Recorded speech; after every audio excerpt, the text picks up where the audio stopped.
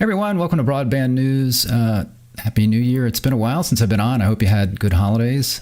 So wanted to start off the year talking a little bit about Bead. We had a lot of activity toward the end of the year as the NTIA was approving various state plans, and that seems to be moving forward, although early in December, I think it was, there was a ruling from the from the Government Accountability Agency, Government Accountability Office, the GAO, that the Bead benefit of the bargain round really should have been run through Congress through the Congressional Review Act. So what does that mean for Bead and this year, 2026? Well, I will be right back. We'll talk about that.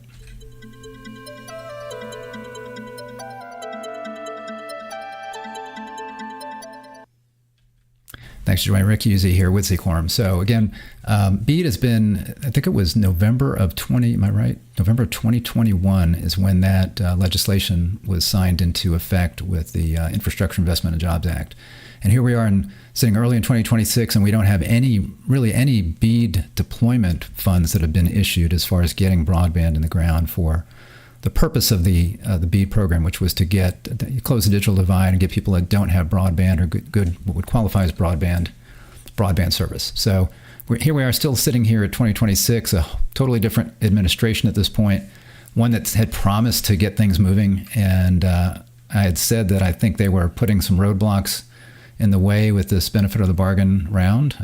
And sure enough, there now could be another roadblock, or certainly something that could extend the amount of time that it's going to take to get the funds out there. So I was going to talk about that today. And I wanted to look at specifically a particular article here that you see. This is actually executive summary. So this was in Cooley. It looks like it's a legal firm that specializes in various kinds of things. And you can look it up here, look at the menu about them, that kind of thing. But I thought this was a really good summary of what's going on here in their opinion, which a lot of it's focused on what this would mean to investors. People are going to be investing in the broadband industry, but it also is very meaningful to those who are in the broadband industry, whether you're a service provider or somebody who's wondering where this is all going. I think our customers are internet service providers, so I'm sure they're wondering about this, especially those that have applied for Bead funding and are maybe selected as subgrantees with some of these states. So I want to go through this. Here's the executive summary.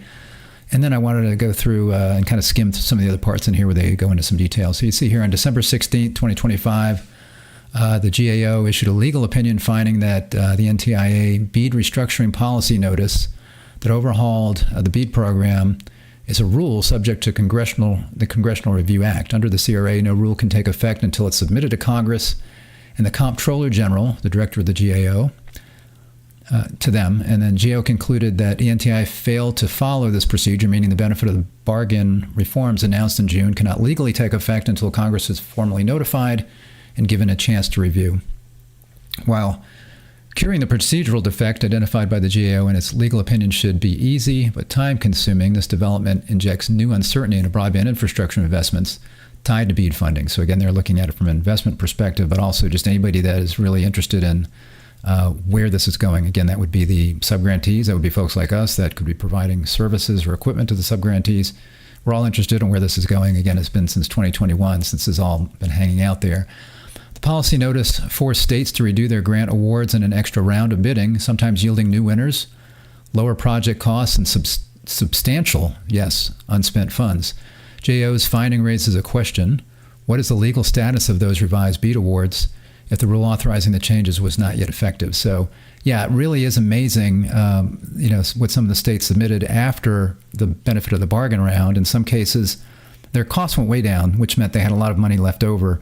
And in some cases, that was strictly because the people who had done the bidding realized, okay, people are taking a closer look at this. The government's taking a closer look at this, and there's going to be more people, maybe more competitors coming in that weren't there before, especially satellite competitors. So some of those that had put in their bids, reduced their bids, and then we did have new entrants where satellite and some fixed wireless, maybe unlicensed fixed wireless were coming in to bid, where maybe they won some areas, or again, the pressure of that competition forced others. So we really saw a decrease in the amounts that states were saying was going to cost to do their build outs. And unfortunately, in some areas, there were some states that went pretty heavy into the satellite area. And as I've said before on this program, so to speak, the whole thing with satellite was a terrible idea with the Trump administration because satellite does not qualify under the Bead program.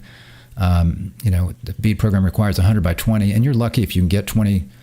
You can get over 100 in a lot of places with satellite like Starlink, and getting over 20 megabits per second on the upstream is rare. So it doesn't qualify for one thing. And then secondly, as I had mentioned I have a video. I'll go ahead and I'll put it in the comments. I forgot to put it in here. I'll put a link to this document, to this site that I'm looking at in the description of the video. And I'll put a link to a little 3-minute video, a YouTube short that I did explaining why with satellite in there, you can't make a case that we need Bead funding anymore, because if satellite's up there already, it's already everywhere, right? If it's already up there and it supposedly already qualifies for broadband, then there's no reason to have any funding go out if you've already got broadband covering the United States. So this does put a little wrench in things. So this article goes through some of these things that I want to cover as to their thoughts and give you my thoughts. So it mentions here there's a risk of legal challenges by providers that lost funding awards in the mandatory rebid round, potential reversals of current awards if courts or Congress intervene, and delays in project timelines and fund disbursements. So you can see why. Those that maybe had gotten funding under the original notice of funding opportunity that the Biden administration put out, and then suddenly the Trump administration comes out and they put out new rules. And now you've got a government organization saying, hey, those new rules really should have been approved by Congress, and they weren't. So I could see where there could be litigation here that could those that lost funding that are going to look at doing that.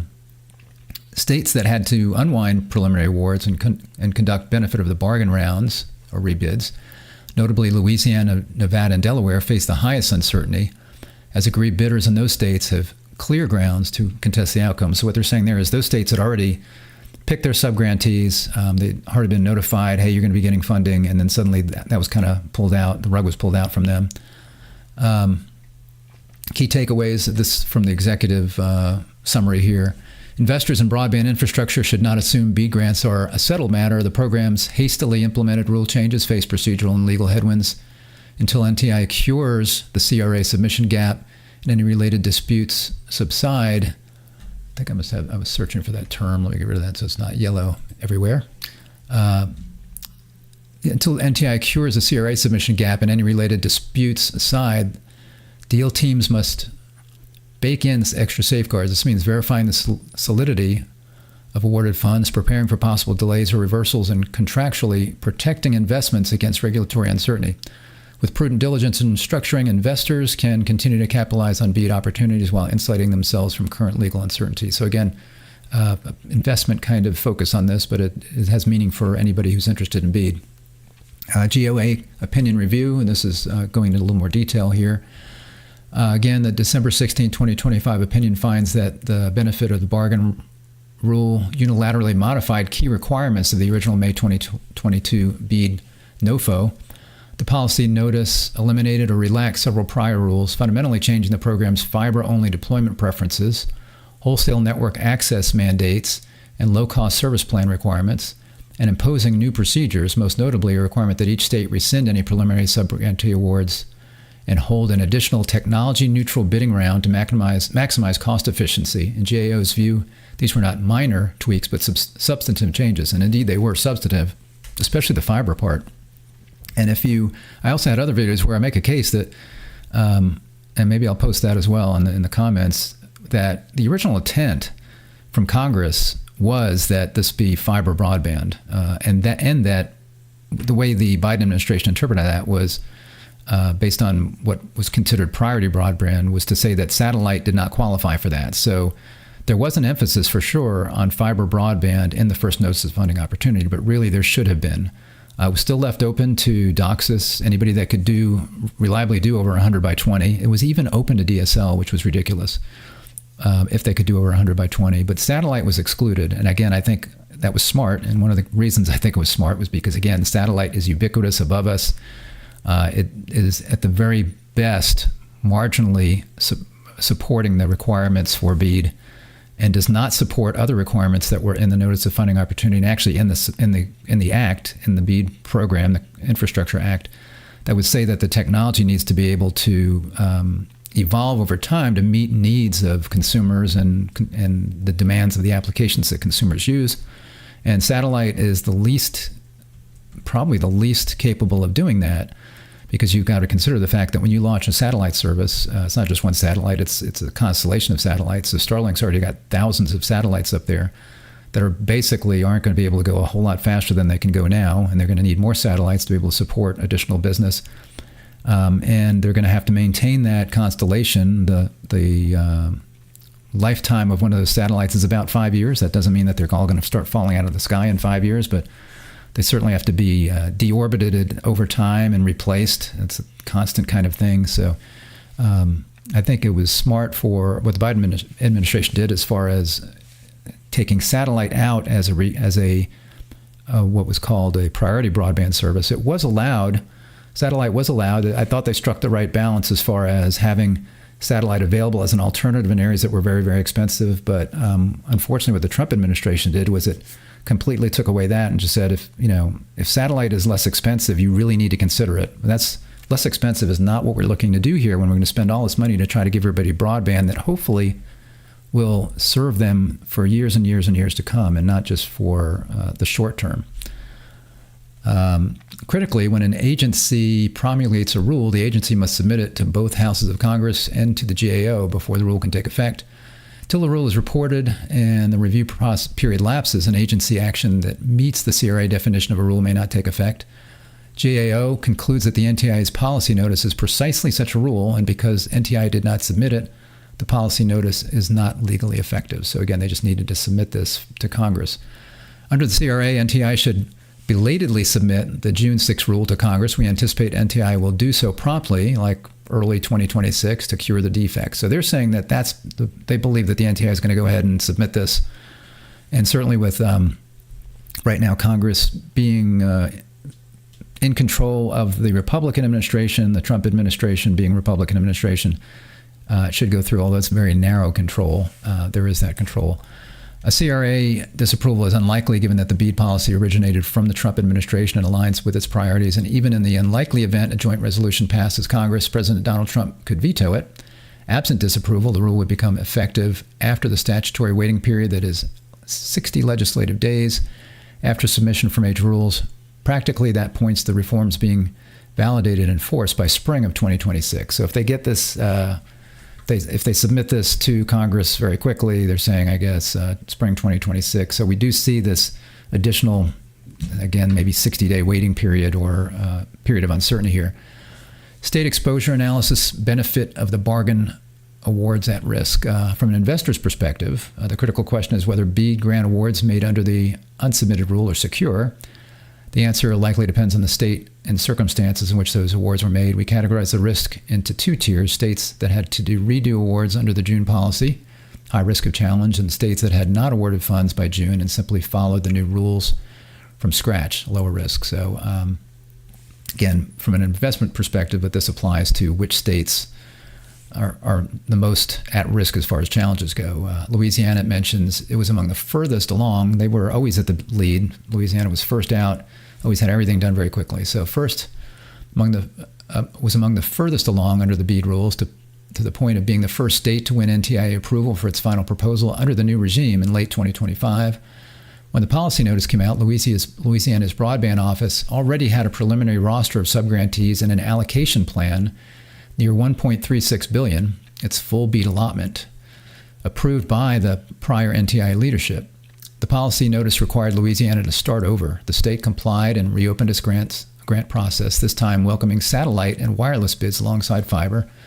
The outcome was a drastically slimmed down deployment budget, $498 million to connect roughly 124,000 locations, with the remaining $860+ million freed for non-deployment uses or potential return to federal control. So you see right there, they're going to use their entire Bead deployment or allotment for broadband. I shouldn't say it was all going to be for broadband deployment. I guess it was. Yeah, the plan says $1.36 billion, it's full Bead allotment. So maybe they were going for complete Bead deployment with that money. Now, the amount that they're using for deployment is $498 million, and that leaves $860 plus million for non-deployment uses. So I don't think Congress intended that either when they put this legislation forward. I think they were expecting most of this money to be going to deployment, and whatever might be left over, hopefully small amounts, hopefully the states would try to maximize fiber. I think that was their intention, try to maximize fiber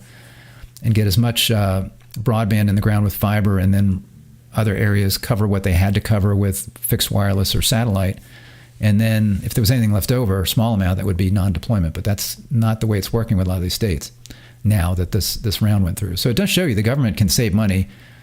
Saving money isn't always a good thing, again, if you're going to have inferior broadband service. So you've just spent a lot of money out there, and then if you have a larger percentage of people that are using satellite, you're just going to have to go back to the well later, because that satellite's not going to be sufficient for them, maybe let's say 5 or 10 years down the road. And that's what we've seen with prior broadband funding kinds of rounds and there was a reason for that. You had DSL service was maybe some of the best service you could get at the time. Fiber is way too expensive. So you had a lot of people on DSL that we paid to get that funded, and then suddenly that's really slow.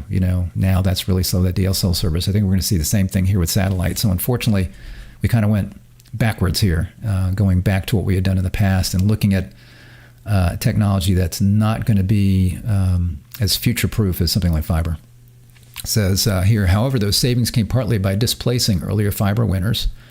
For example, some rural parishes that were slated for fiber may now get low Earth orbit satellite service at a fraction of the cost. If any provider initially selected under the old process lost out in the new round, that provider has a motive to challenge the legitimacy of the change. I would agree.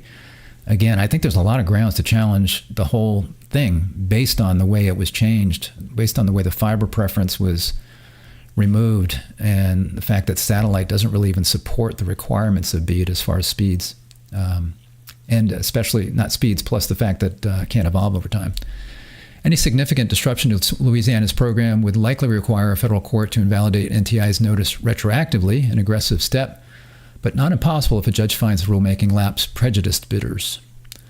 Nevada likewise moved fast on Bead planning and even made initial awards before the policy notice hit. In fact, Nevada officials announced in June that any awards already made under Bead would be rescinded and rebid.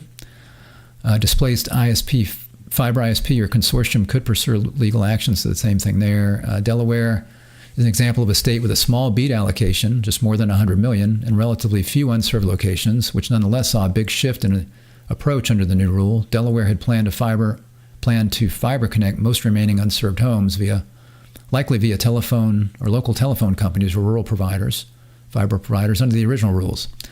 After the policy notice, Delaware's draft final proposal in August revealed it would use only about $13.4 million for network bills, covering roughly 4,700 locations with 80% fiber and 20% cable, HFC, essentially letting two incumbent providers, Verizon and Comcast, take on the work at their own matching expense. This left nearly $94 million of unallocated for other purposes. In effect, Delaware determined that its incumbents could fill the gaps much more cheaply than anticipated, obviating most of the federal funds for deployment. So again, this is an example maybe where we saved a lot of money for the taxpayers because they were going to be doing all fiber, but if you're talking about HFC, that would be cable modem service, and somebody like Comcast, that is service fast enough to be good for a long period of time. And somebody like Comcast is going to be able to switch customers to fiber to the home at some point in the future. Right now, Comcast has made the decision to go with DOCSIS 3.1 and DOCSIS 4.0 kinds of technologies, where they're very fast. You could do 1 gig symmetrical. You can do higher than that with DOCSIS 4.0 and the technology that they're implementing. So this is something where Delaware saved a whole lot of money. And again, somebody like Comcast gets that money if they're going to be doing DOCSIS technology. Down the road, if they need to upgrade their plant, Comcast is going to be upgrading fiber to the home probably everywhere. It's just a question of how long that's going to take. And the fact that they can get really high speeds that are more than enough for what customers need today, and I think well into the future, most customers, let's say, then at some point they will be overbuilding themselves fiber to the home, one home at a time or groups of homes obviously at a time. So I think Delaware's looking good, saved a lot of money, but then again the question is, what do they do with all this leftover money? $13.4 million instead of $100 million for bills. That leaves them $94 million almost for other purposes under the Bead program, non-deployment kinds of things. And again, I don't think Congress intended for a state to have over 90% of the funds go to non-deployment. That just doesn't make any sense. Let's see. Other states outside of the highlighted three, several states likewise had to implement the benefit of the bargain rebid, but with potentially less contention. For instance, Virginia had begun its award process earlier in 2025 and was specifically cautioned by at least one major bidder to expand satellite's role, which it did in the revised plan. Colorado dramatically shifted its technology mix in the new round, going from 70% fiber in initial plans to 50% satellite in the final plan, as satellite providers undercut fiber on price. Very easy for satellite to undercut fiber. So again, that's a silly reason to be putting in 50% satellite, because again, we're 50% of the state now. Those people that need broadband today, they're going to be getting, not percent of the state, but those in the state that need broadband, they're now going to be having satellite, which is not going to serve them well into the future.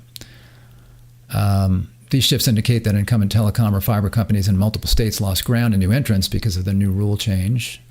Any state where the final awards differ significantly from the pre-June expectations could face protests. The risk is most acute where an aggrieved party can show that they had a clear entitlement or legitimate expectation under the old system. However, because in most states, BEAD awards were not finalized before June, only preliminary selections or initial NTIA approvals of plans, states may argue that no provider ever had a legally vested right to the funds. This could make lawsuits harder to win, but it will not stop legal complaints from being filed, or at least threatened in negotiations. And of course, anytime you have legal stuff going on, that can also delay things, as courts may stop states from from deploying the funds if there are these legal cases out there. Bottom line, investors should regard current BEAD awards in states that underwent major reshuffling as provisional. As long as the CRA reporting failure is unrectified, there is a legal argument that the awards are not on firm legal footing. Conversely, states that had not made any subgrantee selections by June 2025 present far less risk. Those states simply crafted their final proposals using NTIA's new guidelines from the outset. Since no prior awards were undone, there is no obvious party with standing to sue. And it mentions here the Trump administration's kind of trying to force feed AI into the BEAD program.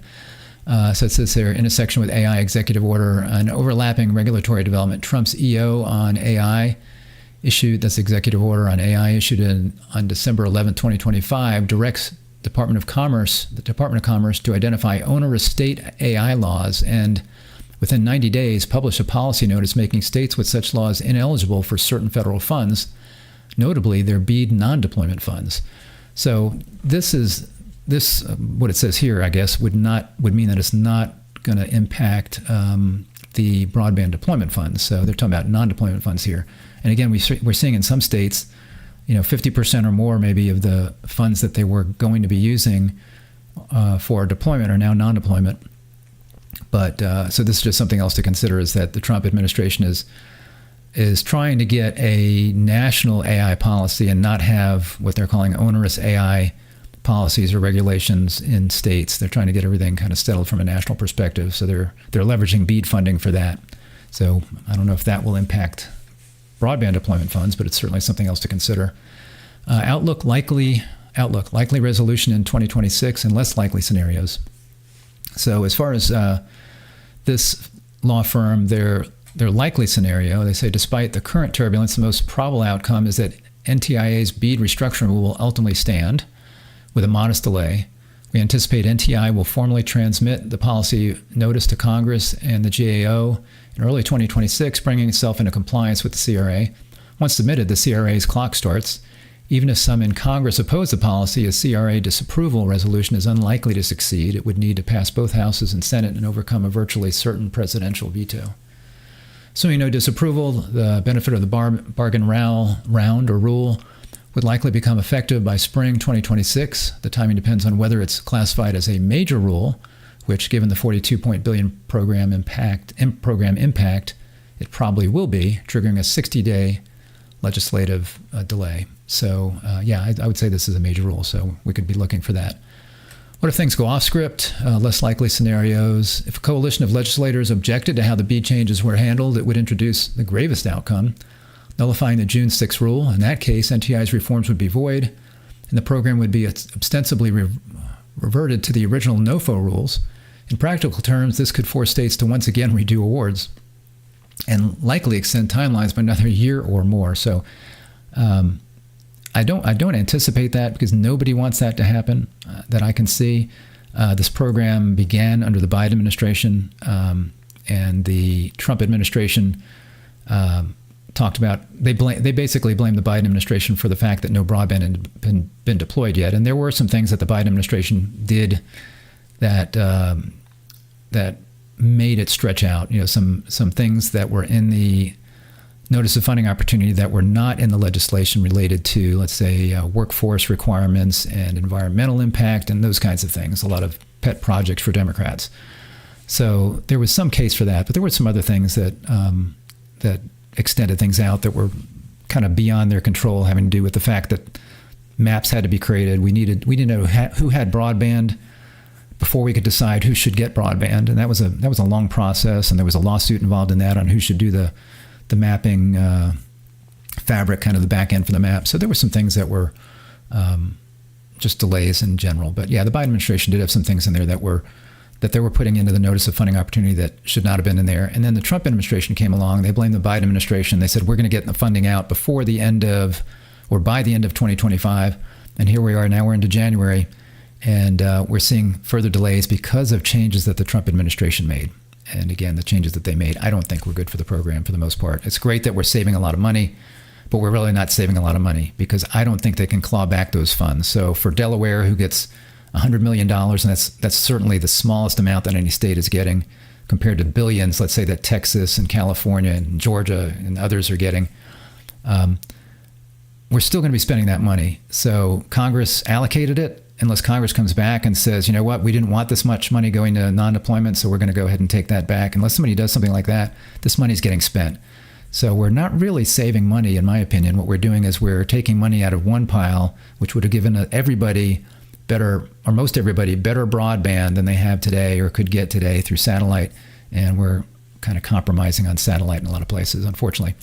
NTIA chooses APA rulemaking. So NTIA could respond to the GAO by converting the policy into a formal rule via the APA's notice and commitment process or comment process. So the NTIA could go out for comment and change it that way. This would involve publishing a proposed rule in the Federal Register, taking public comments, and then issuing a final rule. Such a process would likely push any finalization of the Bead rules well into late 2026 or beyond. So they're obviously not going to want to do that. So the first thing they're probably going to do, like they say here, is get that to Congress as soon as possible. Litigation outcomes. It's possible that even after the rule is submitted, or simultaneously, if someone doesn't want to wait, an injured bidder files an APA lawsuit alleging the NTIA's implementation of the Bead changes was arbitrary and capricious, or exceeded the agency's statutory authority. Such a suit could seek to invalidate the policy notice on substantive grounds, for example, claiming NTIA lacked authority to mandate a rebid or failed to provide a rational explanation for the sudden policy shift. That one will be hard. I think, the rational explanation, I think, from the Trump administration was, we're spending way too much money on this. But as I just said, I think we're going to be spending this money anyway. So unless the Trump administration and Congress could get together and say, you know what, we don't need this much non-deployment funding, we're going to go with the deployment funding that we have, and we're going to let states keep a certain amount of non-deployment funding, but we're going to take a lot of that money back. Unless they do that, we're spending all of that money. So that kind of takes that rational explanation for the sudden policy shift away. We're not really saving the money then.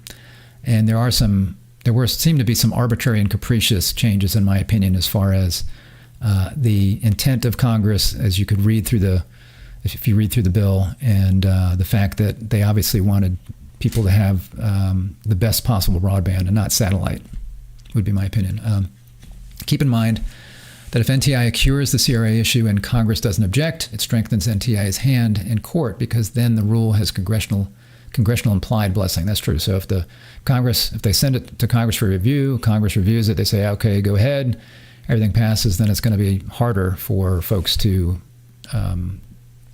litigate it because the Congress approved it. It's their bill. In sum, the most likely scenario is a procedural course correction, CRA submission, that leaves the substance of the Bead reforms intact, effective in 2026. So again, that means maybe 60 days or a little bit longer as a delay, depending on when the NTIA gets that Congressional Review Act information in front of Congress. They submit that. Then at that point, I guess we'll know. So more of a delay. And unfortunately, as I said, it seems to me that something that was not really needed. It was something where I hate it when an administration comes in, and even if the prior administration did things well and they did things that made sense, they come in and because they didn't invent it or it wasn't their deal, they come in and try to change things. And I feel like that's what happened. That's what happened. Same thing happened with the Biden administration with things like immigration and energy policy, and then the Trump administration comes in and the Bead program wasn't theirs, but they came in and monkeyed around with it, all to try to save money, which is great, but I don't think that saving money thing is really going to make a difference. So that's unfortunate. I was going to see if we had no questions today. So appreciate you joining me. If you want to subscribe to the channel, just hit the subscribe button, ring the bell, and you'll be notified when I'm live. I haven't been live that much lately, but certainly if anything comes up, I will be reporting on that. I'll also be reporting on some broadband technology kinds of things. So go ahead and subscribe. Click the bell. You'll be notified when I'm live. If you like the video, go ahead and give it a thumbs up. I'd appreciate that. Other than that, I will see you next time. Bye-bye.